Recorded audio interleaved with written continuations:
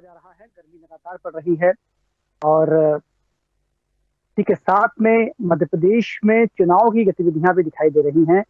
सर्वोच्च न्यायालय के इस निर्देश के बाद में भी बाद में कि ओबीसी के आरक्षण के बिना भी चुनाव कराए जाएं। हालांकि मुख्यमंत्री शिवराज सिंह चौहान ने कल कहा था कि वो पुनर्याचिका लगाएंगे, पिटिशन लगाएंगे और निवेदन करेंगे कि ओबीसी के आरक्षण के साथ में ही चुनाव करवाए जाए। लेकिन आज राज्य निर्वाचन आयोग का जो ये फैसला आया है, 30 जून तक सभी चुनाव करवाए जाएंगे, यानी कि पंचायत और नगर निकाय के चुनाव 30 जून के पहले होंगे। अब ये चुनाव निश्चित रूप से ओबीसी आरक्षण के बिना ही होंगे। बहरहाल क्या तस्वीर उभर कर सामने आने वाली है, इस पर बातचीत करने के लिए हमारे साथ में मौजूद हैं डॉक्टर दिव्या गुप्ता, जो भाजपा से प्रवक्ता हैं। आपका बहुत स्वागत करते हैं। हमारे साथ मिलाप शुक्ला जी मौजूद हैं, जो कांग्रेस के प्रवक्ता हैं। आपका भी बहुत स्वागत। हमारे साथ संजीव वेद जी मौजूद हैं, जो आपके प्रवक्ता हैं। आपका बहुत स्वागत करते हैं। और साथ में प्रवीण खारीवाल जी मौजूद हैं, जो वरिष्ठ जर्नलिस्ट भी हैं। आप सभी का स्वागत। और शुरुआत दिव्या जी आप ही के साथ में कि 30 जून से पहले निर्वाचन आयोग ने कहा है कि चुनाव करवाए जाएं, पंचायत चुनाव भी करवाए जाएं और नगर निकाय के चुनाव भी करवाए जाएं। अब तस्वीर क्या बन रही है, क्या चुनाव हो पाएंगे? पंकज जी, माननीय सुप्रीम कोर्ट का जो आदेश आया है, सरकार मुझे लगता है प्रतिबद्ध है कि माननीय सुप्रीम कोर्ट का आदेश जैसा होगा उस तरह से उसका पालन होगा, अक्षर अक्षर पालन होगा। लेकिन बीच में माननीय मुख्यमंत्री जी और आज वीडी शर्मा जी का एक बयान आया है जिसमें उन्होंने कहा है कि हम मॉडरेशन एक बार फिर चाहेंगे कि अगर मॉडरेशन के साथ जाएं, अगर मॉडरेशन एक्सेप्ट करती है सुप्रीम कोर्ट, माननीय सुप्रीम कोर्ट अगर एक्सेप्ट करती है तो फिर हो सकता है कि थोड़ा सा आगे और बढ़े। लेकिन यदि नहीं तो फिर हम माननीय सुप्रीम कोर्ट का जो आदेश है वो सर्वोपरि है और उसका पालन होगा, अक्षर अक्षर पालन होगा। क्योंकि लिस्ट ओबीसी की जो एक लिस्ट रिवाइज लिस्ट थी वो तैयार ही थी, परिसीमन भी ऑलरेडी तैयार ही था। अब आगे नगरीय निकाय चुनाव थोड़ा सा और चुनौतीपूर्ण है क्योंकि पंचायत चुनाव की तैयारी तो काफी कुछ हो ही चुकी थी। नगरीय निकाय चुनाव के लिए डेफिनेटली थोड़ी सी और तैयारी की आवश्यकता रहती है। लेकिन 30 जून तक का मामला है, समय है, अभी कोई दिक्कत नहीं है। और हमेशा भारतीय जनता पार्टी तो तत्पर तैयार मोड में ही रहती, चुनाव मोड में। हमेशा कहा जाता है कि हमेशा चुनावी मोड में रहने वाली पार्टी है। तो हम लोग कार्यकर्ता बेस्ड है, इसलिए हमको अपने कार्यकर्ताओं पे पूरा भरोसा है, अपनी काडर पे पूरा भरोसा है, इससे कोई दिक्कत नहीं है। लेकिन ओबीसी आरक्षण को लेकर जो स्थिति बन रही है, कमलनाथ जी का आज बयान आया है कि वो जो है 27% सीटें ओबीसी के लिए तय कर देंगे। उसके पहले माननीय वीडी शर्मा जी का बयान आ चुका था जिसमें उन्होंने कहा था कि 27% से ज्यादा ओबीसी को हम टिकट देंगे और उनका हमारी प्रतिबद्धता है। देखिए, जिस पार्टी ने ऑलरेडी 3 मुख्यमंत्री ओबीसी के दिए हों उसकी प्रतिबद्धता पे तो कहीं कोई प्रश्न चिन्ह लगाया ही नहीं जा सकता। इसलिए एक बात तो ये तय है कि एक पार्टी के पास आसूदा लोग हैं जो बहुत आसूदा हैं और बहुत नामी गिरामी परिवारों में से आते हैं, और एक वो है जो ओबीसी के कैंडिडेट को मुख्यमंत्री तक बना देते हैं। तो पड़ला तो आप सामने देख ही रहे कितनी पारदर्शिता है उस निर्णय में, ये साफ दिखाई देता है। तो कम से कम इस दृष्टि के साथ यदि चला जाए तो डेफिनेटली भारतीय जनता पार्टी का लक्ष्य बहुत क्लियर है और दिखाई दे रहा है कि वो कितनी कमिटेड है।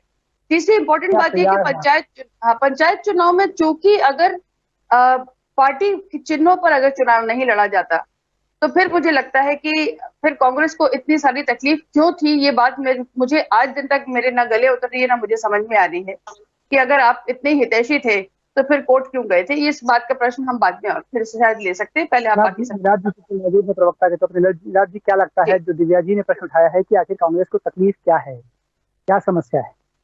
देखिए, प्रेजेंटेशन गलत होगा, आंकड़े आप गलत पेश करोगे तो कैसे ओबीसी को आरक्षण मिलेगा?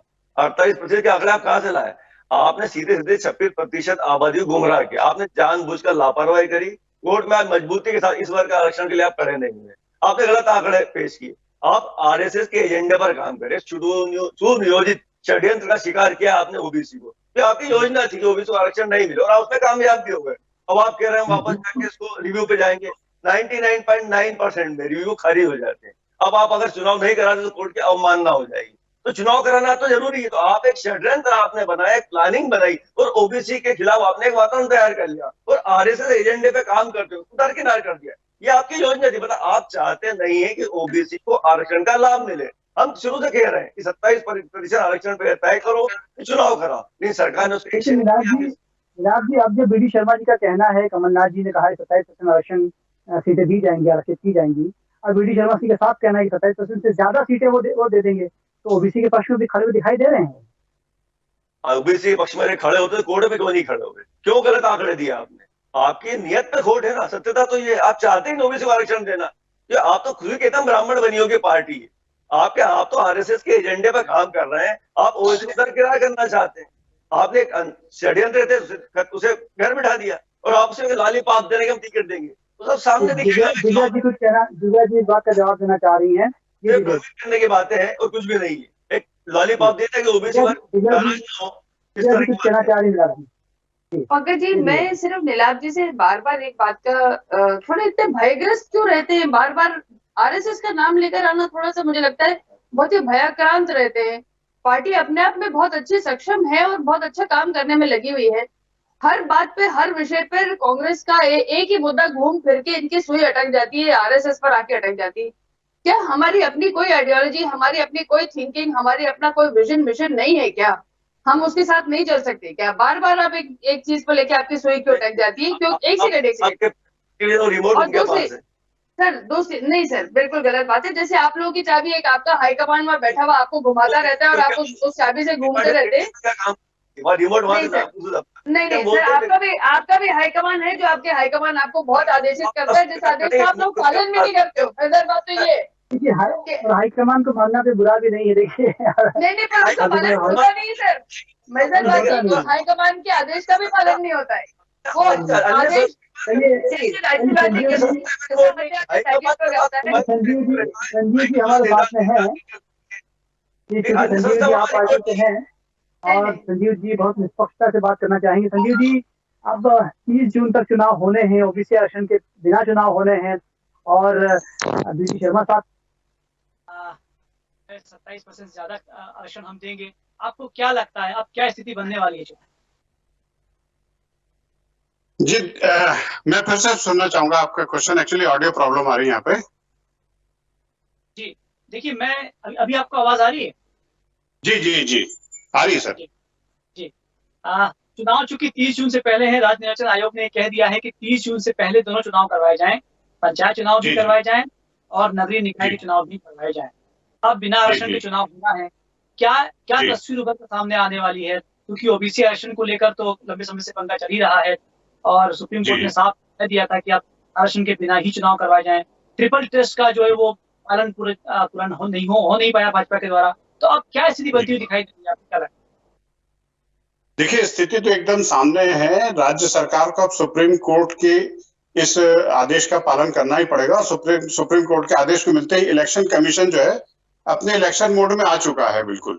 अब ऐसी स्थिति में चुनाव को अब चाहे रिव्यू पिटीशन करे चाहे कुछ भी करे, इलेक्शन तो होना तय है। लेकिन ये जरूर है कि ओबीसी वर्ग को निराश होना पड़ा है और कहीं ना कहीं इसमें हमारी सत्तारूढ़ पार्टी जिम्मेदार है, जो अपने आप को ये जरूर बोलते हैं कि हमारे 3 मुख्यमंत्री ओबीसी ने दिए हैं। लेकिन हकीकत ये है कि ओबीसी के संदर्भ में भारतीय जनता पार्टी ने समुदाय को गुमराह किया है। इनका प्रेजेंटेशन गलत था और मैं इवन कांग्रेस से भी बोलना चाहूंगा कि कांग्रेस में भी जो है ओबीसी को लेकर के उन्होंने सिर्फ ऊंची ऊंची बातें की, लेकिन हकीकत में इन दोनों दलों ने ओबीसी के लिए कुछ किया ही नहीं है, जिसका नतीजा है कि आज पंचायत चुनाव, नगरीय चुनाव बिना ओबीसी आरक्षण के संपन्न होने जा रहे हैं। अच्छा संजीव जी, एक बात आपसे पूछना चाहूंगा। कमलनाथ जी भी यही चाहते हैं कि ओबीसी आरक्षण के बिना चुनाव ना हो और सरकार भी चाहती है कि उसके बिना ना हो। ये दोनों का जो केमिस्ट्री में आपको क्या लगता है, इसका कारण क्या हो सकता है? देखिए, ओबीसी आरक्षण तो मिलना चाहिए, संवैधानिक प्रावधान है और इवन आम आदमी पार्टी भी यही बोलती है कि जिस समुदाय के लिए संविधान में जो जो व्यवस्थाएं की गई हैं वो उनको मिलना चाहिए। लेकिन हकीकत ये है कि इतना समय बीत चुका, उसके बावजूद ना तो चुनाव हुए, ना आरक्षण को लेकर के कोई बात सामने आई। इवन जो भी रिपोर्ट भी पेश की गई वो भी पूरी तरीके से सही नहीं थी, जिसका नतीजा जो है आज हमें भुगतना पड़ रहा है और बिना ओबीसी आरक्षण के चुनाव सामने आ रहे हैं हमारे एक समुदाय के साथ। जी दिव्या जी, ये बात बार बार कही जा रही है कि जो कोर्ट ने कहा था उसका पूरी तरह से पालन नहीं हो सका, ट्रिपल टेस्ट नहीं हो सका। क्या कारण रहा कि इतना समय के बावजूद भी ट्रिपल टेस्ट जो नहीं हो सका सरकार के पास? नहीं पंकज जी, उसमें कुछ थोड़ी सी एक टेक्निकल समस्याएं हैं। पहली बात तो मैं वापस थोड़ा सा फ्लैशबैक पे आपको लेके जाना चाहूंगी। मैं फिर वापस उसी मुद्दे पर आती हूँ। मैं नीलाभ जी के साथ शायद फिर उस विषय पर बहुत पहले भी अटक चुकी हूँ कि जब जब पंचायत चुनाव अनाउंस हो चुके थे, जब निर्वाचन आयोग ने अनाउंस कर दिए थे, तब फिर मैं कांग्रेस के बहुत बहुत सम्मानीय सदस्यों से मैं पूछना चाहूंगी कि किसने इतनी 17-18 पिटीशन लगाने को इन लोगों को किसने एडवाइस करी थी? तब ये कोर्ट क्यों गए थे? जब अनाउंस हो चुकी थी, प्रक्रिया हो गई थी और चुनाव होने का सब कुछ, सारी प्रक्रिया, बॉल जिसे कहते हैं, बॉल हैड स्टार्टेड रोलिंग, जब वो स्थिति पर हम आ गए थे, तब आप कोर्ट क्यों गए? तब आपने परिसीमन को लेकर या किसी और चीज को लेकर आपने कोर्ट गए, फिर आप परिसीमन पे झगड़ा करते, आपने परिसीमन को छोड़ के फिर आप एक नया आपने पिटीशन लगा दी जिसमें आपने आरक्षण को लेकर पिटीशन लगाई, क्योंकि तब शायद महाराष्ट्र का मामला बहुत गर्म था और तब आपको लगा। ये सारी की सारी प्रक्रिया, यदि मैं आपको कहूं, फिर मैं वापस उसी मुद्दे पर आऊं कि जब पंचायत चुनाव किसी भी चुनाव चिन्ह पर नहीं होते, तो ये किसके लिए कोर्ट गए थे? कितनी 17 पिटीशन इन्होंने लगाई थी? क्यों लगाई थी? क्योंकि तब ये ऑलरेडी प्रक्रिया स्टार्ट हो चुकी थी। तब आपने जाके इस प्रक्रिया पर रोक लगाई, रायता फैलाया, और रायता फैलाने के बाद अब आज आप देखिए कि ना किसी के हाथ में भी कुछ ना लगा, ना मौला मिले न राम। अब बहुत दिक्कत आके यहाँ खड़ी हो गई कि ना आपके हाथ कुछ लग रहा है, ना लोगों के हाथ में कुछ लग रहा है। जिन लोगों ने उस समय अपने फॉर्म तक दाखिल कर दिए थे, जो बेचारे उत्साही थे, जो अपने अपने नामों को लेके आगे बढ़ रहे थे, काम करना शुरू कर दिया था, उनकी सारी प्रक्रिया पर आपने रोक लगा दी। और देखिए बॉल कहाँ तक आप लेकर आ गए हैं आप, क्योंकि तब आपके मन में अगर इतना ही हितैषी थे आप, तब आपने क्यों रोक लगाई थी? मुझे इस बात का जवाब दीजिए। जनाब जी, बहुत सीधा सा आरोप है कि उस वक्त जब सब प्रक्रिया हो चुकी थी और चुनाव होने को थे, तब कांग्रेस जो है वो कोर्ट जाती है और चुनाव प्रक्रिया रुक जाती है। परिसीमन पे तो हमने आपत्ति ली थी, हमने परिसीमन पे, हमने आरक्षण पे नहीं ली थी, गुमराह किया जा रहा है। लेकिन आरक्षण के हमने तो कहा 27% आरक्षण आप दीजिए, आपने क्यों गुमराह किया कोर्ट को? आपने गलत आंकड़े क्यों पे, आप सही आंकड़े क्यों नहीं दे पाया? आप ट्रिपल ट्रेस में फेल हो गए। मिला के सीधी बात है, आपकी नियत में नहीं था कि ओबीसी वर्ग को आरक्षण मिले, आपने पूरा प्रयास किया। मैं फिर रिपीट कर रहा हूँ, आप एक सुनियोजित एजेंडे के तहत काम कर रहे हैं और ओबीसी वर्ग को दरकिनार कर रहे हैं। देखिए ये तो भी नगरीय निकाय चुनाव है, इसका तगड़ा जवाब, करारा जवाब आपको विधानसभा चुनाव में ये ओबीसी वर्ग देगा, क्योंकि आपकी नियत स्पष्ट रूप से में दिख गई है कि आप किस तरह से पेतरेबाजी कर रहे हैं, षड्यंत्र कर रहे हैं और आरोप प्रत्यारोप कांग्रेस पे लगा रहे हैं। अरे आप कोर्ट में सही सही आंकड़े पेश नहीं कर पाए, ट्रिपल टेस्ट में आप फेल हो गए, आप कोर्ट में मजबूती से खड़े नहीं पाए, आपकी नियत नहीं थी, आप स्वीकार क्यों नहीं करते हैं? अब आप कह रहे हैं रिव्यू पिटीशन पे जाएंगे, 99.9% में रिव्यू पिटीशन खारिज हो जाती है। आप उसके बाद आपकी मजबूरी चुनाव करवाना, मजबूरी नहीं, आपकी इच्छा के अनुरूप काम हो रहा है, आप जो चाहते हो तीर आपका लग गया है और आपको चुनाव करवाना है। और आपने कुल मिला के ओबीसी वर्ग ठगाया गया है भारतीय जनता पार्टी के द्वारा, तो भारतीय जनता पार्टी ठिकरा कांग्रेस को बोलने का प्रयास कर रही है, कहती आ रही है। इस सुनियोजित षड्यंत्र का से मतलब क्या समझती है? मुझसे पूछ रहे पंकज जी? जी दिव्या जी। नहीं, ये मैंने कहा ना कि ये भयग्रस्त कांग्रेस है, उनको बार बार सिर्फ सपने में प्रातः स्मरणीय संघ दिखाई देता है, तो मुझे कोई परेशानी नहीं, आप बिल्कुल स्मरण करें, मुझे बहुत अच्छी बात है, राष्ट्र सर्वोपरि है। जिस मर्जी से उठते भी की मर्जी से नहीं, अरे देखिए ना, हम ऐसा नहीं है, कब सोना है, कब उठना है, कब जागना है, कब पे जाना है। मैंने आपसे फिर कहा गुलाब जी, हमारे अपने पास भगवान की देन से हमारे अपने पास बहुत सारा ब्रेन है और हमारे को कोई दिक्कत नहीं, लेकिन क्यों नहीं करते? नहीं सर, बोलने दीजिए।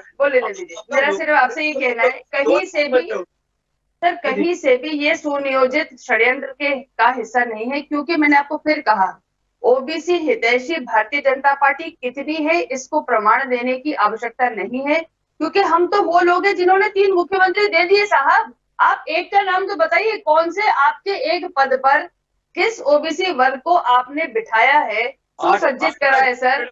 आप बता तो दीजिए। कैबिनेट मंत्री थे ओबीसी वर्ग से। सर एक मुख्यमंत्री के पद पर बिठाना किस हद तक की आप जा सकते हैं उस बात के? आप आसूदा लोगों की पार्टी से, बड़े बड़े लोग हैं, बड़ी बड़ी गाड़ियों और हेलीकॉप्टर में से उतरने वाले लोग हैं आप लोग, आप कहाँ ओबीसी वर्ग को जानेंगे और समझेंगे? हम सड़क के लोग हैं, हम सड़क पे काम करने वाले लोग हैं साहब। 125 हमको आपको प्रमाण देने की आवश्यकता नहीं है, ये हमारा कार्यकर्ता जानता है। यात्रा करता तो बड़ी पार्टी तो आप है साहब, हम तो सर आपके महान नेता तो अगर बाढ़ देखने जाते तो वहां से अपने गाड़ी में से नीचे नहीं उतरते, हमारे पैर गंदे हो जाएंगे। हमारे तो ब्राह्मण बनियों की पार्टी स्थिति देखिए, तो आप अपने नेताओं के बारे में क्या चर्चा करेंगे साहब, जो अपने पैर मैले ना हो जाए? के आदिवासी याद है, घंटे मामा की याद 70 साल के बाद आई, घंटे मामा में कोई चीज है, मामा जी वो याद आई। चाहूंगा, मैं आपको संजीव जी तक पहुंचना चाहूंगा। संजीव जी, अब जबकि सुप्रीम कोर्ट सर्वोच्च न्यायालय ये कह चुका है कि बिना ओबीसी करवाए जाएं, और जब खुद बी डी शर्मा जो प्रदेशाध्यक्ष वो ये कह चुके हैं कि 27% से ज्यादा वो आरक्षित सीटें देंगे ओबीसी को, तो मुझे लगता है कि समस्या तो हल हो गई। जो कांग्रेस चाहती थी वो सवाल तो हल हो गया है। संजीव जी। जी जी जी जी भी देखिए, सुप्रीम कोर्ट का जो आदेश है उसने मामले को एकदम क्लियर कर दिया है कि बिना ओबीसी आरक्षण के ही चुनाव होंगे। और वास्तव में आपको यहाँ कहना चाहूंगा कि भारतीय जनता पार्टी और कांग्रेस दोनों एक दूसरे पर इस मामले में आरोप प्रत्यारोप करते हैं, दोनों एक दूसरे के पाले में गेंद डालते हैं, लेकिन हकीकत है कि दोनों के दोनों ही ओबीसी समुदाय का कल्याण नहीं चाहते हैं, और उसी का नतीजा है आज स्थिति हमारे सामने आई है। सिर्फ आप चाहती है, आपकी उस उपलब्धियां बता दें श्रीमान। हाँ, सिर्फ आप ही चाहती है बस। आप आरोप लगातार दोनों पार्टियों में लगा रहे, आपकी कुछ गिनती की उपलब्धियां हो ओबीसी वर्ग के लिए, तो मुझे जरा बताएं, हम एक संज्ञान में ले आए। जी बिल्कुल नहीं, देखिए अभी तो हमारी पारी शुरू नहीं हुई है मतपेश में, एक बार पारी शुरू हो जाने तो उपलब्धियों की बौछार लगा देंगे, आप देखते तो जाइए। तेल देखिए, तेल की धार देखिए, उपलब्धियों की बौछार लगाते हैं। एक बार हमें मैदान में उतरने तो दीजिए, हमें तो दीजिए एक बार। यहाँ पे खालिस्तान के नारे लग जाएंगे साहब। जहाँ की सरकार है वहाँ उपलब्धियां वो बताती ओबीसी वर्ग आपने क्या किया। खालिस्तान का नारा लगने में यहाँ भी देर नहीं लगेगी। नहीं नहीं, बिल्कुल ऐसा नहीं है, खालिस्तान का नारा कहीं पर भी नहीं लगा है। जहाँ लगा है वहाँ आप जानते हैं संजीव जी, आप बहुत अच्छे से जानते हैं कहाँ का लगवा दिया गया और कहाँ का लग गया है। तो इससे मध्य प्रदेश में इसकी एंट्री मत करवा दीजिएगा कहीं। दिव्या जी, चूंकि समय कम है, दिव्या जी तो जनता के ऊपर डिपेंड, जनता चाहेगी तो मतपेश में एंट्री हो जाएगी। जनता चाहेगी तो आप खालिस्तान जिंदाबाद के नारे लगवा देंगे। वाह संजीव जी, क्या बात है, क्या बात है। आपके शब्द, मैंने ऐसा कुछ भी नहीं कहा। आपने कहा सर। दिव्या जी, आप 27 वाली बात आपने की, मैंने नहीं की जी। चूंकि समय कम है, हम चाहेंगे दिव्या जी 27 चाहूंगा मध्य प्रदेश की तासीर को जो है, दो पार्टियां ही चुनाव लड़ती है, आप फालतू मेहनत मत करें। दिलाब जी दिव्या जी से प्रश्न करना चाहूंगा। दिव्या जी, 27% से ज्यादा आपकी पार्टी आरक्षित सीटों को आरक्षण दे रही है, तो मुझे लगता है अब समस्या खत्म हो गई है। कांग्रेस का जो आरोप था वो भी खत्म हो गया है, जो कोर्ट चाहती थी कि वो भी अब काम हो रहा है, चुनाव हो रहे हैं। तो मुझे लगता है कि अब सब चीजें शायद सहज हो जाएंगी और चुनाव बहुत तय नियमों के तहत होंगे। पंकज जी, मैंने आपसे पहले कहा माननीय सुप्रीम कोर्ट के आदेश का अक्षर अक्षर पालन होगा, और उन्होंने यदि आदेशित करा है कि जितनी जल्दी 2 हफ्ते के अंदर अंदर चुनाव की घोषणा होकर चुनाव अगर होने चाहिए तो उस बॉल को बिल्कुल पूरी तरह से उसका आदेश का पालन होगा।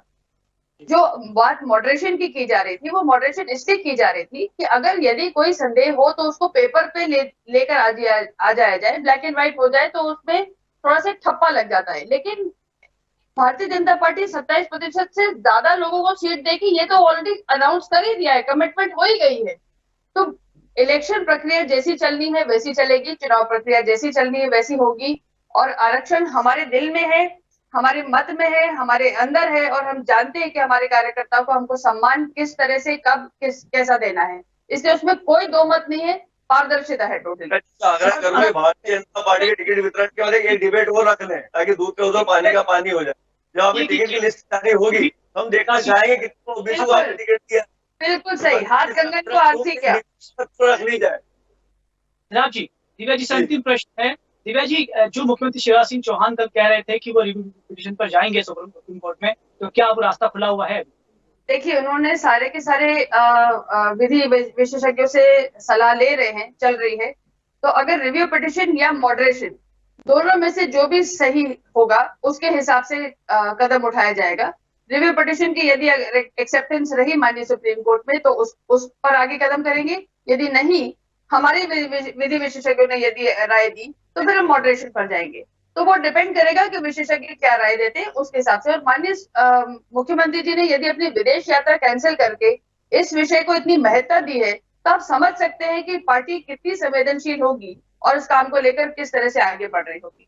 चलिए, आप हमसे बातचीत की, बहुत सारा धन्यवाद। लेकिन खास बात यही है कि सर्वोच्च न्यायालय चाहता था कि संविधान विशेषज्ञ कह रहे हैं कि 99% 1% है ना, 1% है ना, एक तरह का मलाम लगा रहे हैं आप ओबीसी वर्ग पर। सर विवेक तनखा सर्वे सर्वा नहीं है सर। जी, राज्य निर्वाचन आयोग ने कह दिया है कि की बात है होंगे। बहरहाल आप सभी से हमारी बातचीत हुई, बहुत सारा धन्यवाद। आप देखते रहिए सावधानी।